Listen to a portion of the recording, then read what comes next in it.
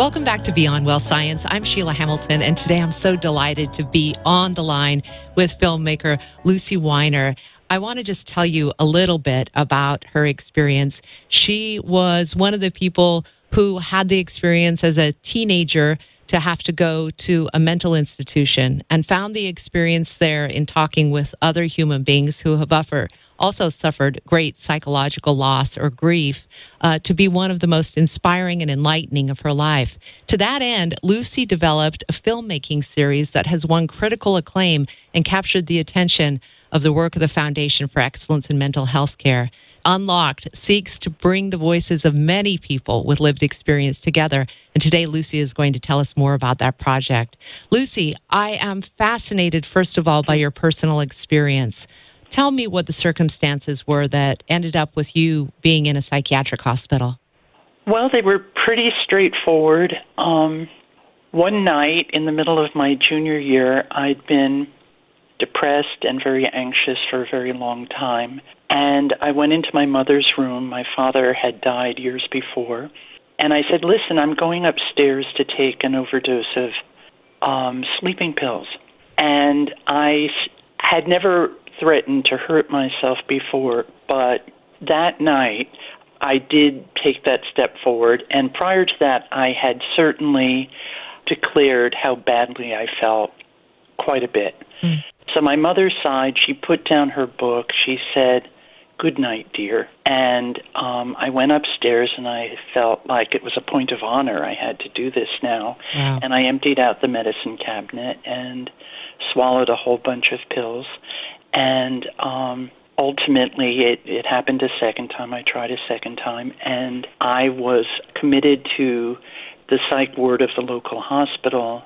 And from there, I was transferred to a long-term hospital after 3 months. And long story short, I was in a series of private and public hospitals for 2.5 years. Wow. And the hospital that made the biggest impression on me was the state hospital where I ended up after my mother's insurance ran out.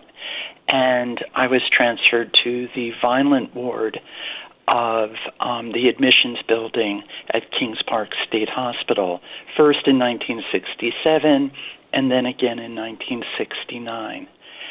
And I honestly didn't know if I ever was going to emerge from that place. Oh, incredible. It was terrifying. Oh. Your documentary, Kings Park, Stories from an American Mental Institution, has been used in so many critical settings, universities, research institutions, because you began to allow people who have had the experience to talk about what it is like to have forced medication, to be locked down, to be isolated.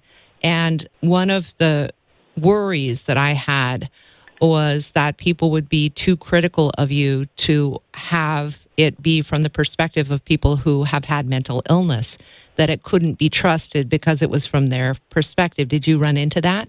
It's interesting, not as much as I thought, not as much as you might fear. What happened was that when I set out to make the film, Sheila, I wanted simply to tell my own story.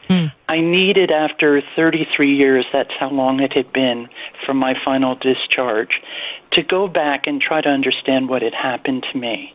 But once I really pursued that story, once I actually, got access to my former building, went up to see my former ward, really went quite a distance, my interest turned from my story to the story of the hospital itself.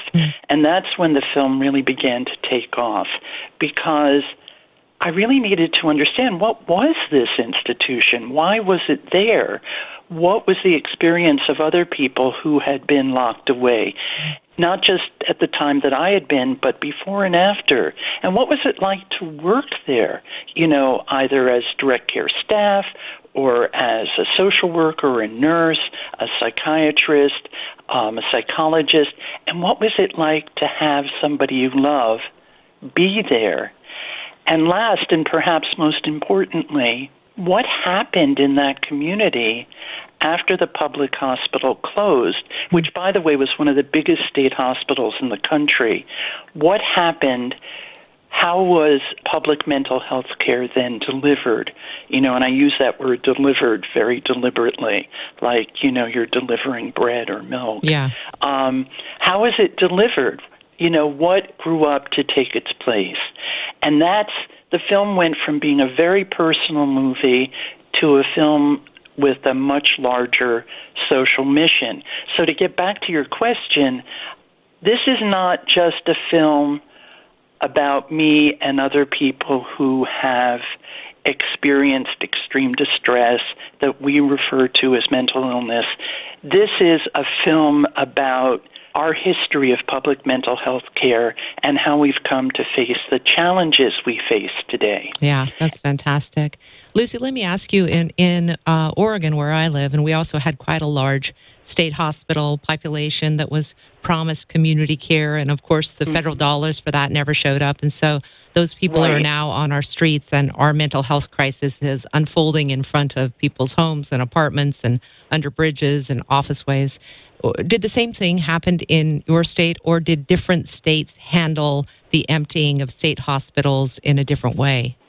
I think that story, well, first of all, let me say something first, which is that these hospitals were so much alike that even though they covered the country, when you tell the story of one of these state hospitals, you pretty much are telling the story of all of them. Of course, there are differences. What happened with deinstitutionalization, which is what you're talking about, when the hospitals started to be closed, and many of them were closed, some are still open, but much fewer, and they're much smaller. When you tell those stories, you're more or less telling the story of what happened with all the hospitals, how they were run, how they were closed, what happened. And therefore, since the state hospital was the mainstay of our public mental health care system, when you tell the story of one state hospital, you're telling the story of our public mental health care system. Right. And that's why I think it's so important. I had no idea of this when I set out to try and face my own specific past. No idea. Some states are handling this perhaps better than others. However, I think another thing that's happening is that because there are so many problems and because we never fulfilled the promises of community mental health care and because we seem to remain unwilling to support responsible care that really can lead people to the very best they can do and the very best they're capable of. Yeah.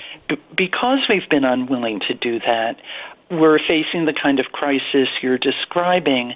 And I do not think the solution is to recreate the asylum, which is no kind of asylum.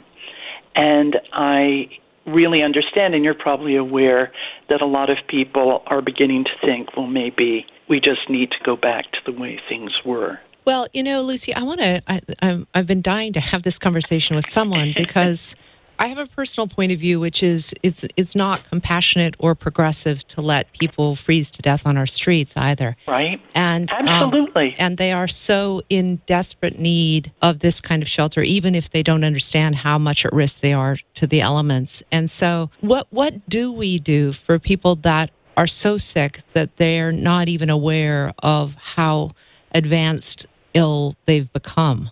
What's the solution if not that kind of forced care? Yes, we're going to provide food and shelter for you, even though you may say you don't want it. The two options on the table are not freezing to death and being forced into a long-term facility where you have no protections and no rights and no choices and no life. Those are not the two choices. We know how to support people. We know how to create relationships, provide resources, provide treatment, provide care. We don't do it. Right. because it's very expensive. It takes lots of people. It takes tons of community support. It's better if there's a family in place who can usher that person back into a loving home. And yet our societies are fractured in a way we can't offer that to people. Right. And we haven't had the will to develop a tax base to actually fund those very intensive programs. That's right. But I think it's really important to remember that we are capable of creating solutions that work, that are humane, and that are really good for the people, by and large, receiving support, and really good for the people offering support. You know, the illness that is really at work here is a social illness of our society. You know, an unwillingness to take action and think creatively and be more mindful with our resources. And instead of saying, we can't afford this, we can't afford this, we can't afford this.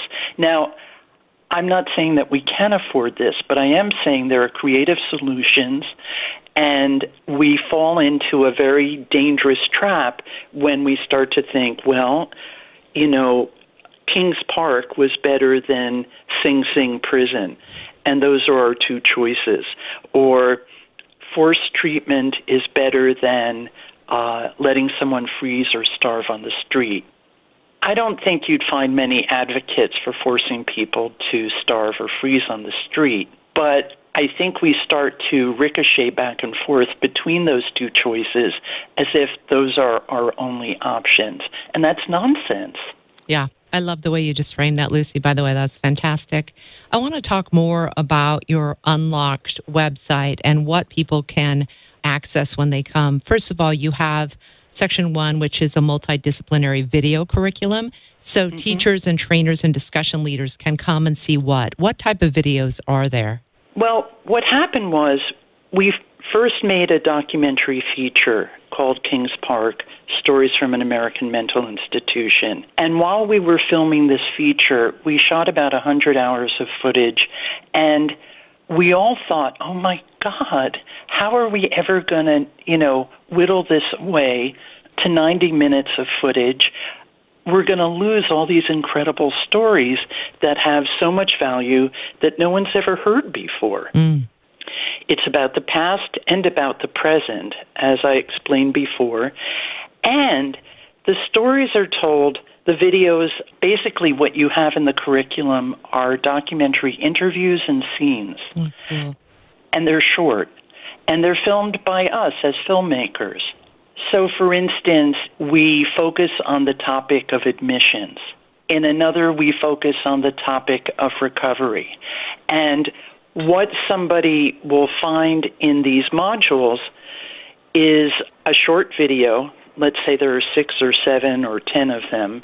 An essay which introduces the topic, discussion questions that help the discussion leader or the professor or the trainer to shape a discussion, a transcript to follow what's said in the scene, and issues to be aware of as you watch the video. Wow, so cool. So people tell their stories, or you watch actual scenes of engagement, documentary scenes. And we had the idea that we needed to make not just the movie available as an educational tool, but all of the footage that we shot to make this movie.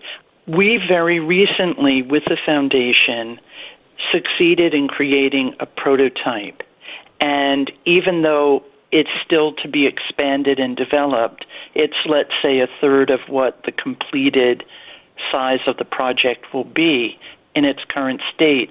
It's developed enough that we can start making it available to schools and to providers. I want to just briefly talk about, just because this seems like it's such an incredible resource for especially teachers, research students who want to try to learn more about lived experience, and especially in institutions.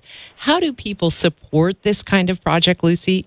Tell me the steps for someone to actually get engaged and really be a partner in your project. Oh, I'd be delighted to do that. We work with the Foundation for Excellence in Mental Health Care, and we work with a fiscal agent who receives our donations, who is here in New York City called Women Make Movies.